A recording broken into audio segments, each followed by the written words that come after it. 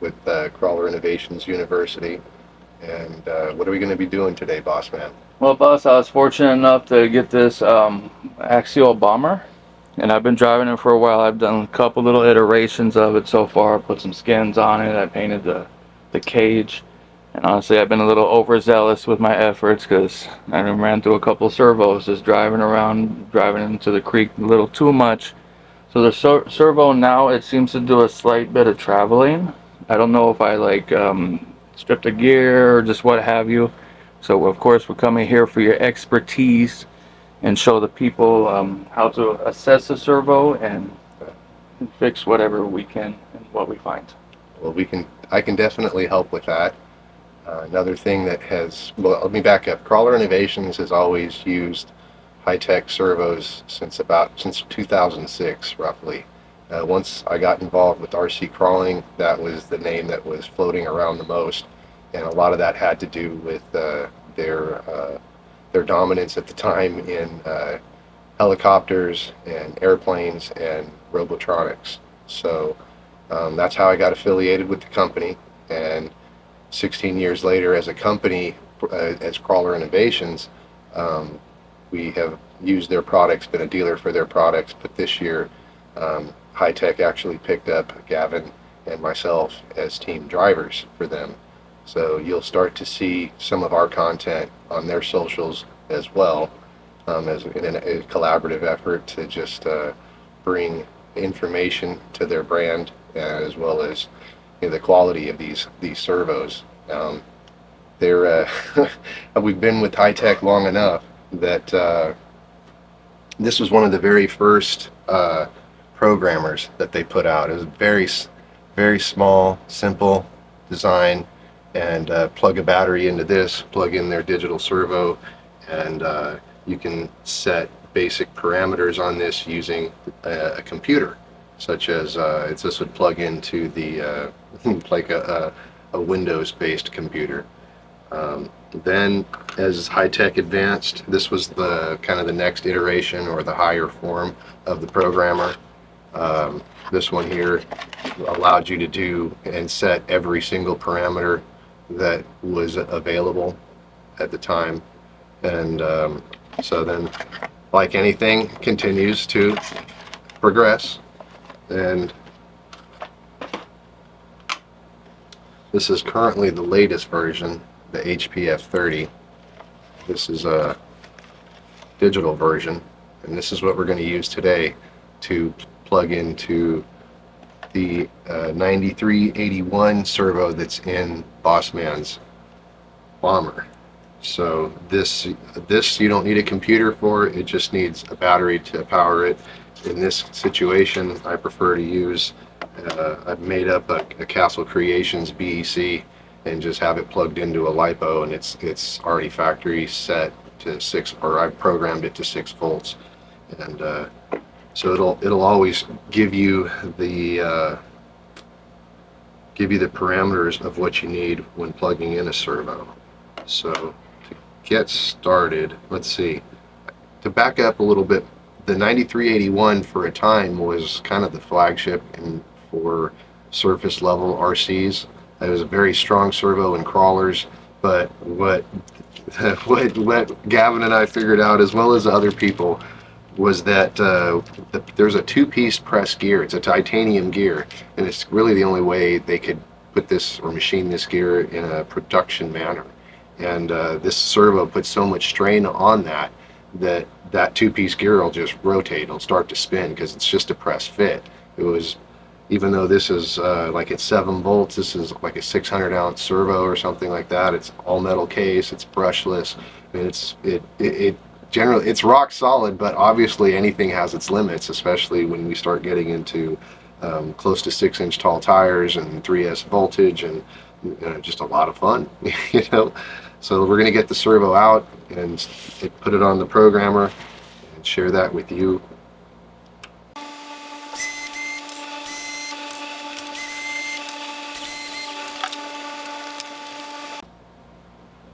There's our servo. We've got a couple of different servos up here just for looks from Hitec. So this is pretty simple. Battery side plugs in on one, servo plugs in on the other. The screen comes up, wants to know what series of servo you have, whether it's a D servo or a B series servo, or if it's one of the old 59 or 79 series servos. This is an HSB 9381, and when you first choose that, it brings up another screen, and it shows the neutral settings. It shows the basic parameters. One of the things to know about this servo is the factory setting on a Hitec servo, a digital servo, is going to be 1, and each one is a little bit different, meaning that some servos will have a deadband that can be widened up to 20, others can only be widened up to 10 steps. And it's a matter of just scrolling through the menu, pressing the center button, and then it tells you now value is 1, and then there's a highlighted value that says set value, and you can just use the scroll wheel to cycle through from 1 to 20. Personally, I like to set them at about 10 minimum. 20 is okay. It just depends on the parameters of what it is.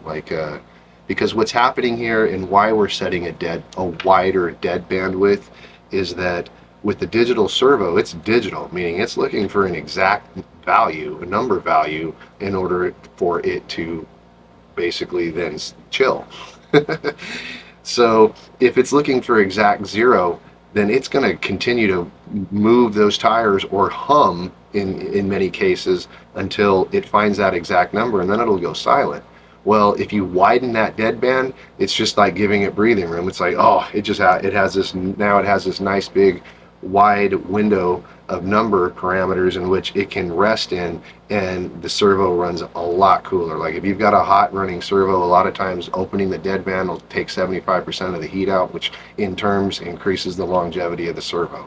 And I'm speaking from experience. We got stuff in the fleet that's over 10, 15 years old, and they're still working. Some of them they're analog servos, but a few of them are digital, but they're all still going. So, you know, if you take care of your equipment and have a better understanding of how it works, it's gonna serve you better. Because I mean, there are good quality companies, Hitec, Tekin, Castle Creations, just to name a couple, that make good quality products, and you can call them and get customer service. Vitaba's another one. They have a headquarters in the United States. Don't be afraid to call companies and ask for help.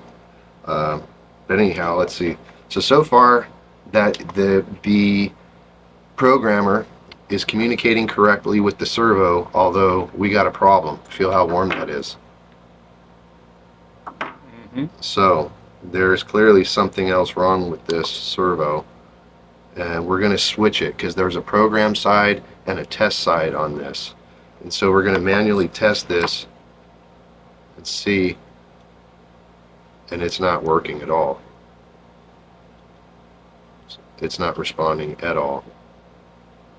As a manual output test, as we change this dial, that should have been moving around, and it wasn't.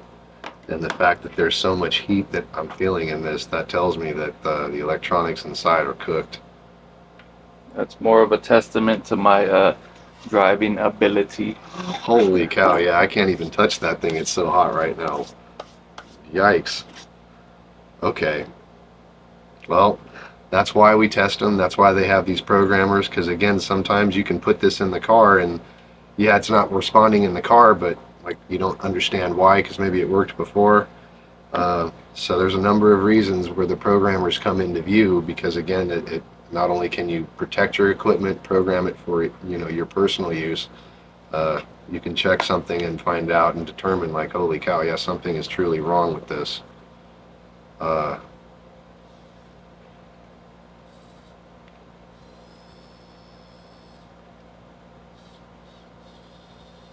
Dang it. It requires a little more extra effort. Yeah, it does. When it gets into the electronics, and I guess this is a good time to show people, like, we already have one of these servos. We've gone through quite a few. That's why that's kind of what instituted the call with Hitec this year.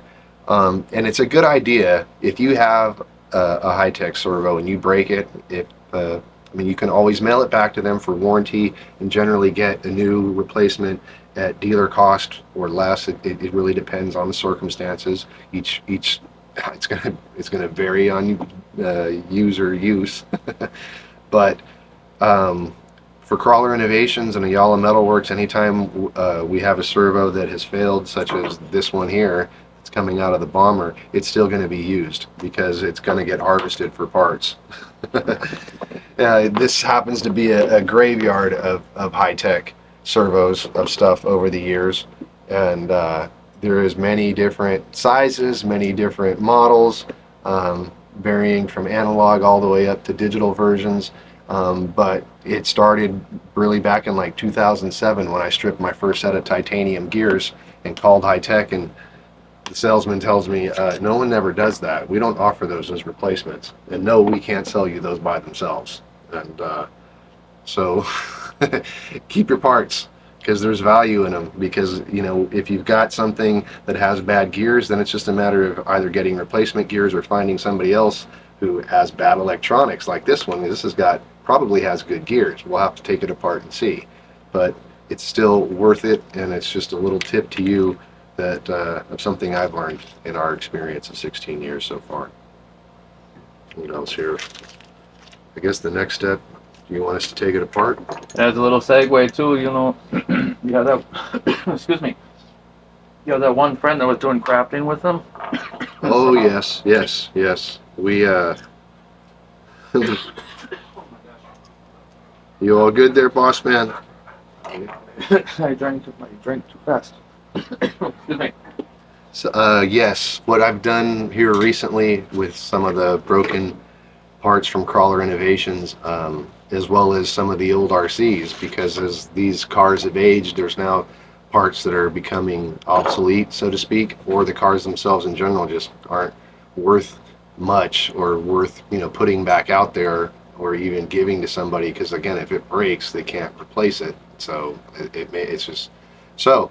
That said, I met a local artist out of Lindale, Texas, and she makes robots and other things with her artwork of recycled items. And so I contacted her and gave her a whole box full of servo parts and buggy parts and shocks and different things like that. So, you know, if you're looking for other creative ways to recycle your used RC parts, there's other artists out there in your local area that could use them, or, you know, hey, sometimes you just got to take them back to the recycler.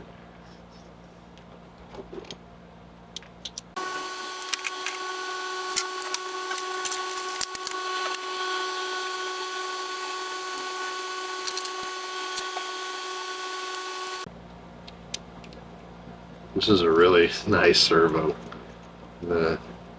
In terms of the construction of it, all metal case. It's got the red here's a gasket in between the mating surfaces. They try their best to keep it water resistant, but it can't really claim it to be waterproof unless you like conformal coat the electronics inside, which would add more cost. Usually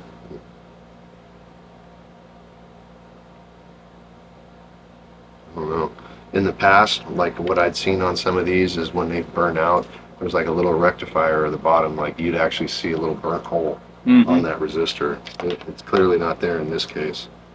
And then this is this was something that they had, one of their newer designs, again for added strength, because usually in the beginning it was only four bolts on the bottom here, and then in order, when they went with this design, because of the brushless, because of the metal gears, they went ahead and added these two on top for added strength.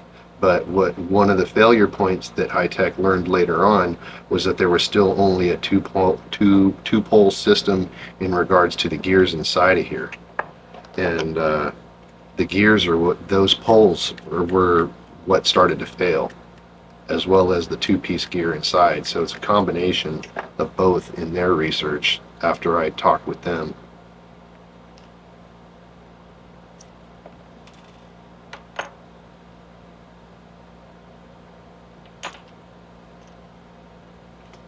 And what we see here, because the newer design or the upgrade from this,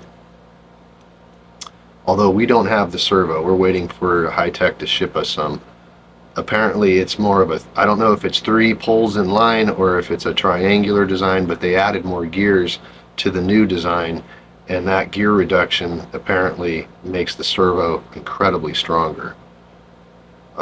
In regards to the 9381, what tends to happen, and they do sell this as a replacement gear. There we go, come on. This is not wanting to come out correctly. That doesn't feel right. Okay, there we go. Put that down. Let's get this bearing off the top so we can get this gear out.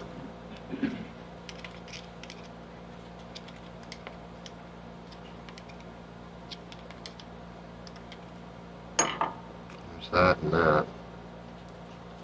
Okay. This is the first gear. Okay. And when you first contacted me and told me that the servo was acting up, I don't know if you want to get in closer, if you're close enough, but this is the first gear, okay? And what can happen sometimes is that this pin, when this servo fails under enough load, it'll just shear the. I've broken this pin in 3 places, or you can strip out the teeth here, one of these aluminum teeth. Or it's this one, the ones that are going around on the inside, which actually turn the entire load. And yeah, there was nothing wrong with this gear. So that was the first gear I suspected. The next gear I suspected that might be broken or have a problem is this one. And this one here is a titanium gear. This is the 2-piece gear that I was talking about. And this is the one that Hitec has found, and we have 2 that under enough force, this being a press fit, the smaller gear being pressed into the bigger gear, and yeah, under the right circumstances, this will just spin, free spin. And this gear set is in pristine condition, Bossman. There's not anything wrong here, unfortunately, which means the electronics have left the chat. Do you think that's because I'll admit it, I like to drive in the water. I like to take pictures of the reflection and all this stuff like this. Do you do you think some water might have gotten past it and kind of? That's more than likely the best scenario, honestly. It doesn't look like it, because one way to tell if there's a problem, that's gonna look for a rag in my hands, but you would see debris inside. Thank you, sir. You don't see it in this, and here's what I mean. See this bottom and this top? I mean, that looks like factory seal. What I've noticed with servos that have failed from water or water or mud is when you crack the servo open, you'll see sediment inside, and that's kind of a sure tail sign that water and dirty debris have entered the chat. Yeah, I mean, this thing's pristine. But the other aspect of it too, taking it away from this, would be if the receiver was in the water and it got wet. Now, and it's not conformal coated, and the water is sending some sort of a dual signal to the servo. I don't know. The other thing too is, and I had apologized to you after we'd put it all together, that I had forgot to program and widen the deadband from the jump. So I wanted to do that just because I know how much it helps, but I'm not sure that still would have prevented any of this. It's really hard to say, because looking at it here, and just knowing that there's different points of access within to it, electronically speaking, you know what I'm saying, with the receiver being open, and maybe not 100% waterproof, and then just letting it sit there, because obviously you want to let the water set so that you get the nice reflection. So the more that it's just marinating in the water, something could happen. I mean, it's unfortunately it's one of those things. It's just tough when it's like $150 servo or somewhere. You know, I know it's not a cheap one. You know what I mean? But at the same time, it's not listed as waterproof, and whereas like the ESC that's in your car, which is a Castle Creations ESC, it is waterproof. It is conformal coated and set up for that. So it is what it is. I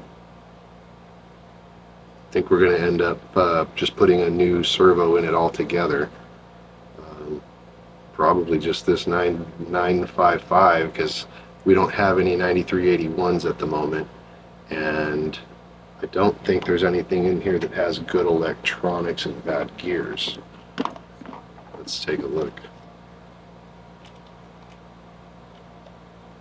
Here's a 9, like, needs output, good gears, good electronics, but it's a 955.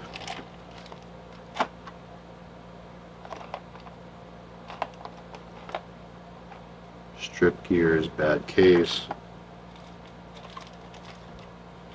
Yeah, we're just going to put something new in there. It's a whole lot easier.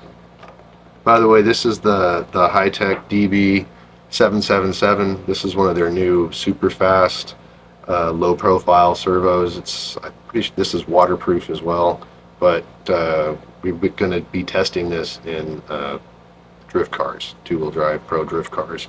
And it doesn't work with the S-Bus on Futaba, but it's still an extremely fast servo and does work with the Futaba gyros, the 470s and the 550s. So just putting that out there. What's this one? This is the 625. This we use these a lot in the RC drag cars, and we used them a lot too starting out with 2-wheel drive drift cars, because it's just a very affordable servo. Like, you can get this guy for, I think, 40 bucks-ish or less, and it's digital, programmable, it's got metal gears, and it's the faster version because the 645 is going to have more torque than this, but this is the high speed. And honestly, I rocked this in a bunch of my drift cars for almost a year before finally switching up to Futaba and going with the S-Bus stuff, which is a lot quicker, definitely. But it takes a while for a person to build up skill to really even notice the difference. So that's why I still use these servos in drag cars and drift cars and recommend them to other people, because I just feel like it's a quality, affordable way, because it'll work with multiple brands of gyros and not heat up. So whereas some servos have like a feedback, or I'm not entirely certain what the correct terminology is for it, but what ends up happening is they're almost fighting one another between the servo and the gyro, and they'll wear out within a few sessions, or many battery, 10 battery packs or so. They just don't really last that long. So it is important, to if you're into 2-wheel drive drifting, to a quality gyro is going to make you look a lot better as a driver, and then whatever gyro is that is best paired with a matching servo, like Yokomo with Yokomo, and so on, or Futaba and Futaba. But we still have had great success with Hitec and Futaba gyros, so just something to know. So, okay. Start with definitely going to program this one from the jump. Make sure we get this right.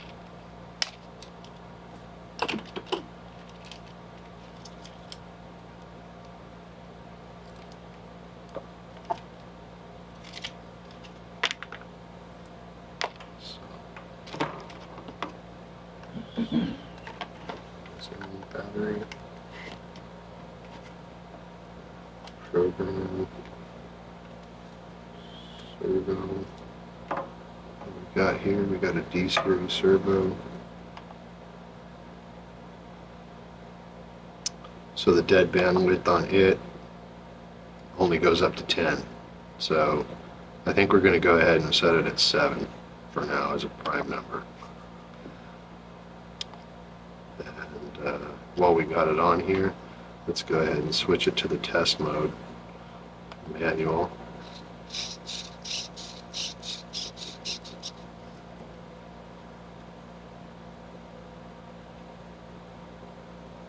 And look, here's a good example. If you put your fingers on this, do you feel how it's moving? Mm-hmm. Still. And one of the reasons it's doing that right now is because this is so, the outputs are so precise. So it's making sure that it's feeling that it's doing something.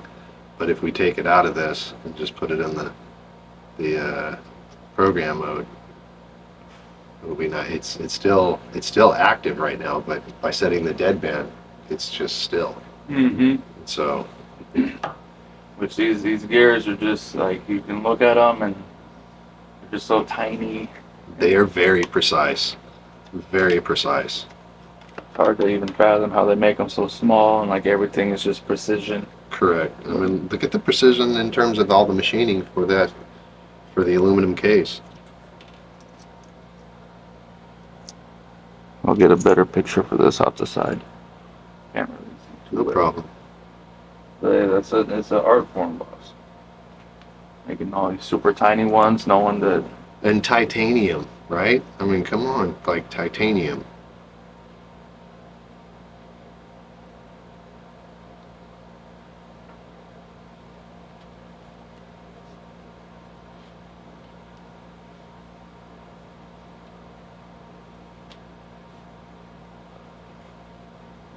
Gotta take some of these gears and go drop them off at White Oak on that picnic table.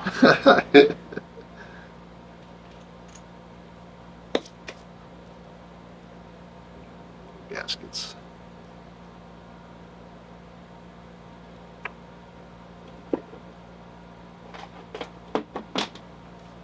Okay. Good stuff. Okay, that's all programmed. Let's put this back. This for now. This back. This.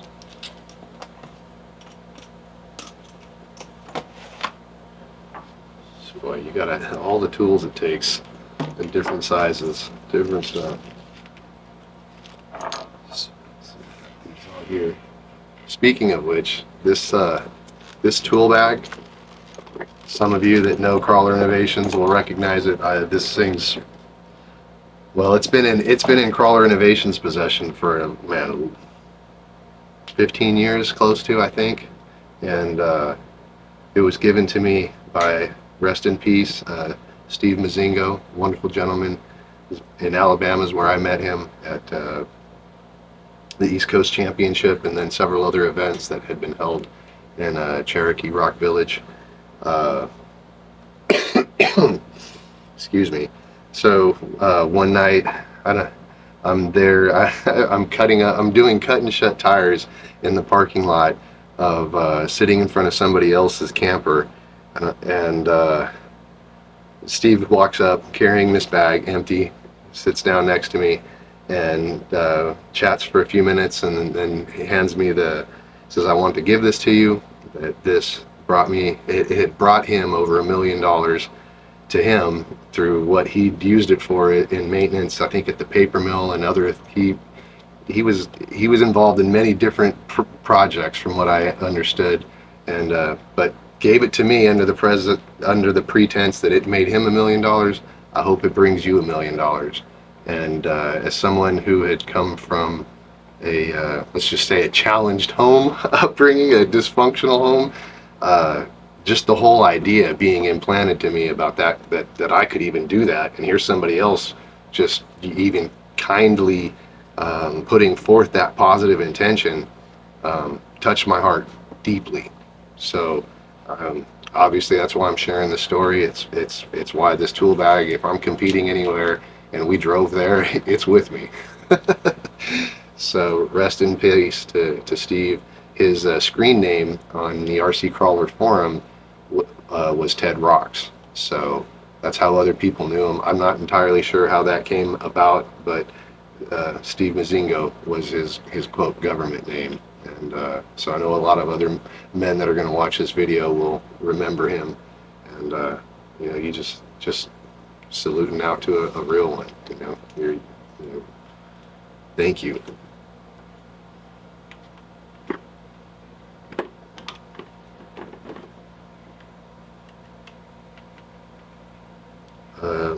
Okay, you got your radio? Is that the radio for this one? No, no, good. Okay, we're going to want to get the radio together so that we can center the servo before we... Oh my goodness. There it is. The Crawler Innovation lanyard on there too, boss. Okay, got to center that first. We already know how excited Ezra's going to be when we turn that remote on. Oh, this is true. He loves the RC, so headphone users just... Yeah, that's great. Headphone users, be ready. He's enthusiastic. He loves it. And what he's enthusiastic about the most are those Castle Creation chimes. Mm. That is just iconic. And we run Castle Creations in nearly every single build. It's my preferred ESC and programming.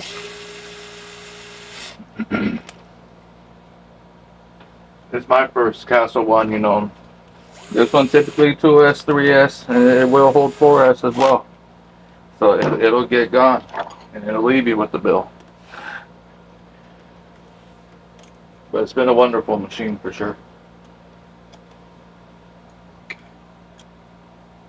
That's all in. There's this and this. This was going into the center of the old one. Will it work in the new one? It will.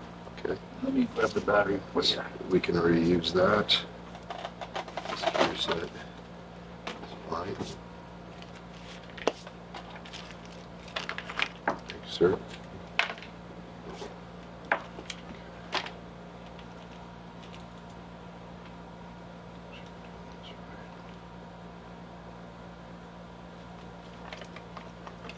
Is that on?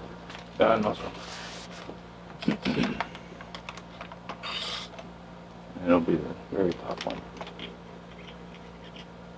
It's on the correct model?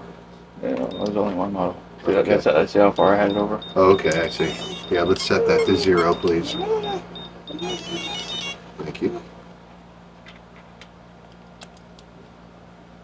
Yes, we hear you, Ezra. Look at that. Dude. That is, yeah. It doesn't always happen that easy. That's nice. It went right on there. It looks to already be centered. Let's see.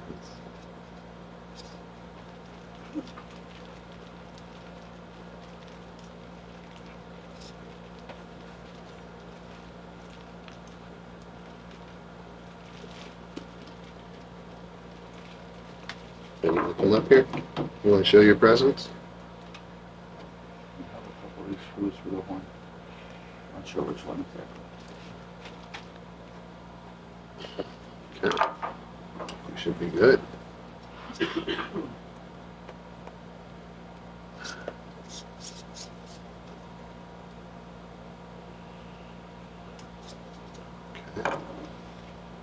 There's that.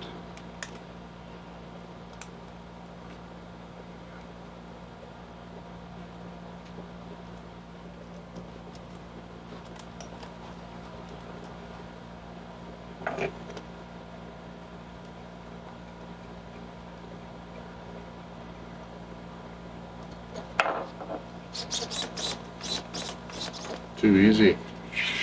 So, okay, hold up that for now if you'd like. Whoa.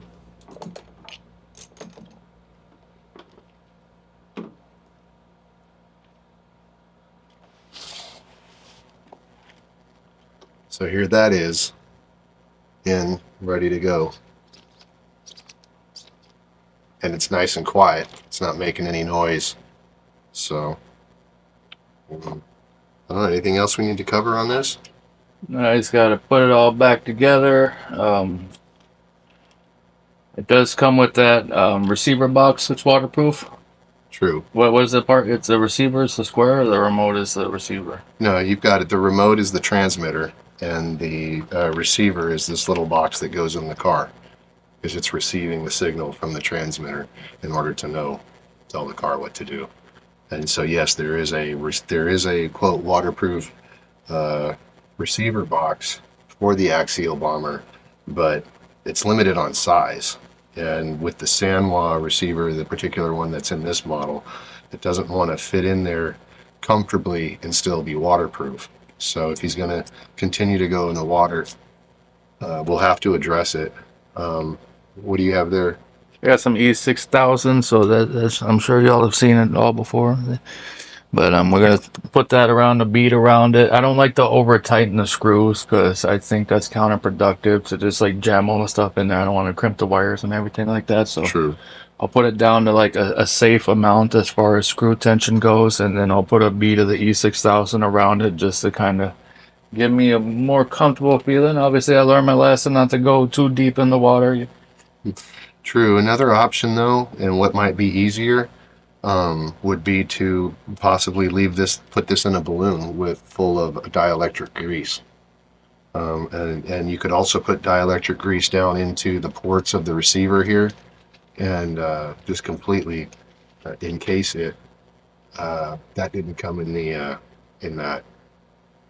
And here, since you brought it up, one thing to know about the brushless servos from Hitec, and they have what's called a pad, and it's the power adjusting device type thing, because basically the brushless servos will feed back energy to the battery, so to speak. Like if you take take a brushless servo and with let's say you have a rock crawler with a brushless servo installed, and let's say it has a light bar and all of that is tied in or powered through the receiver. If you take the servo and with obviously nothing plugged in, but just take the servo in your hand and with the tire move the servo back and forth, it generates power, and the LEDs on the car will come on as long as you continue to do that. So in the brushless servos from Hitec is this power absorbing device that's supposed to go in the open port of the receiver to aid in taking care of that energy, balancing out that energy. Because otherwise, if you don't, it's going to allow for voltage spikes within the system, which could damage either the servo or the receiver. So Bossman was showing this to me because he was curious if the version that we just installed needed this, and it does not. And the reason being is that the servo that we have in it now is a brushed servo. So it doesn't have the third phase of brushless and doesn't need this device. Just a heads up. Anything else, my dude? I think it's probably gonna put it together. Go hit another spot today. Show you all a local great place with so much heritage. I'll let Edmundo take it from here, tell you a little bit about it, and then we can switch over to that part of the day. Yes.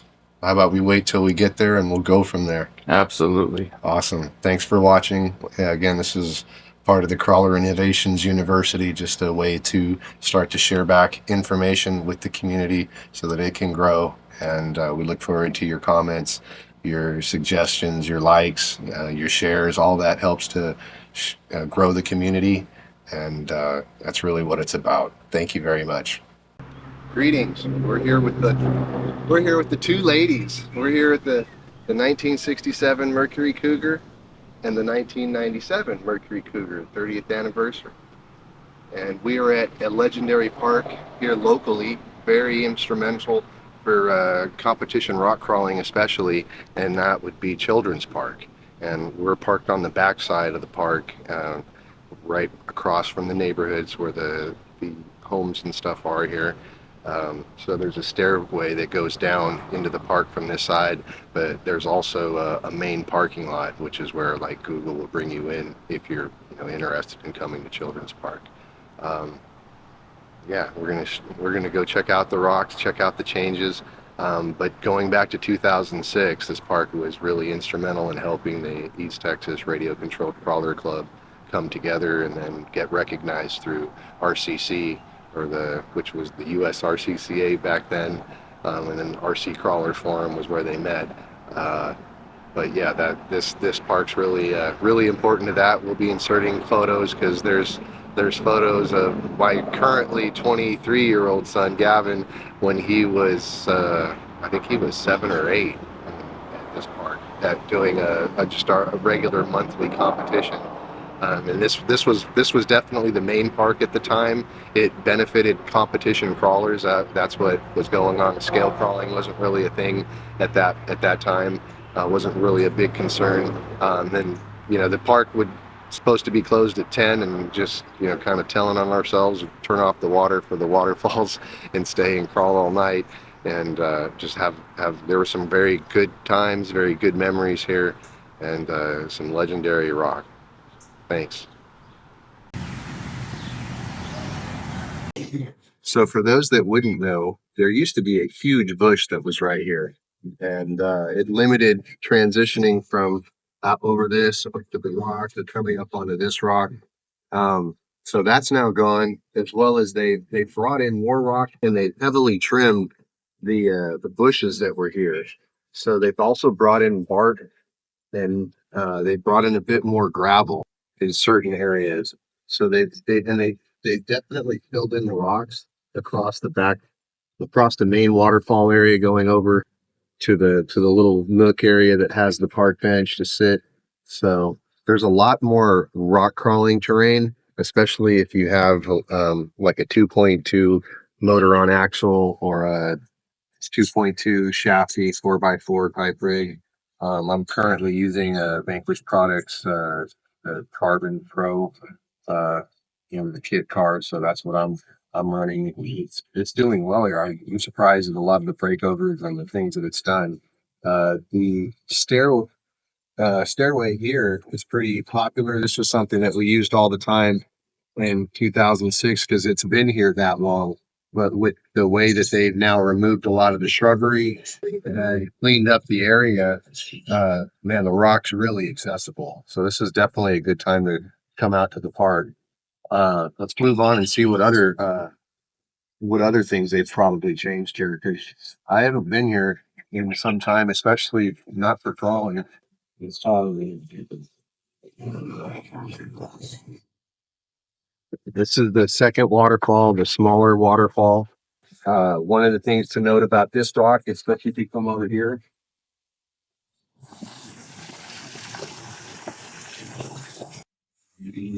this particular rock, it's a very notable rock locally, because it's I don't know what the exact angle is on it, but and sometimes you can have traction on the first couple of trucks, and then after that, seemingly the sandstone or whatever this is seems to give loose, and then especially when you couple it with the water, if your tires get wet at all, and then try and come over to this rock.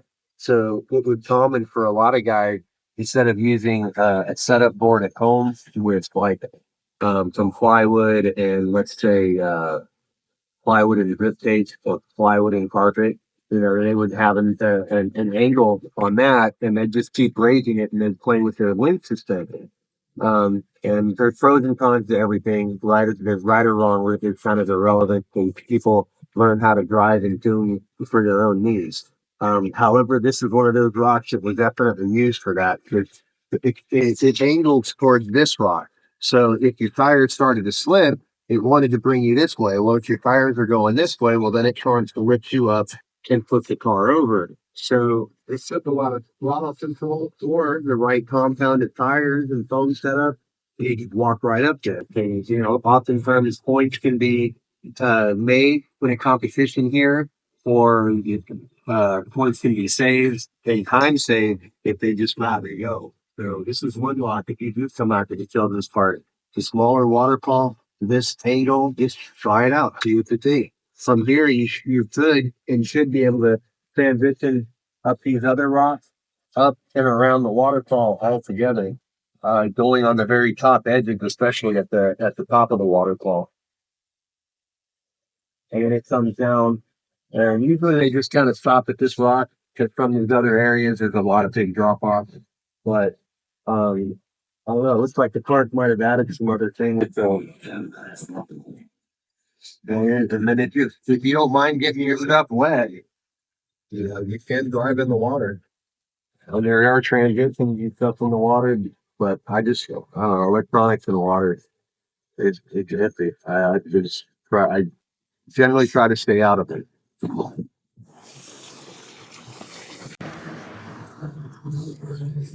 Because again, it's a lot of ledges and cracks and just analyzing the rocks to try and find the best line to get up or through. This would be fun to come. They generally start here, come up. A lot of times it would be this, and this, and up this, up this. This was always a toughie because it looks like you could get up this, but it's and depending on the wheelbase makes a big difference. So it can be a lot better because so just come up this, go up and around, and come over the top, and then usually the finish was somewhere down here, and then sometimes they just run the same course in reverse in order to make the use of the time and the gates. It really depends on how a course designer sets it up and uses the terrain.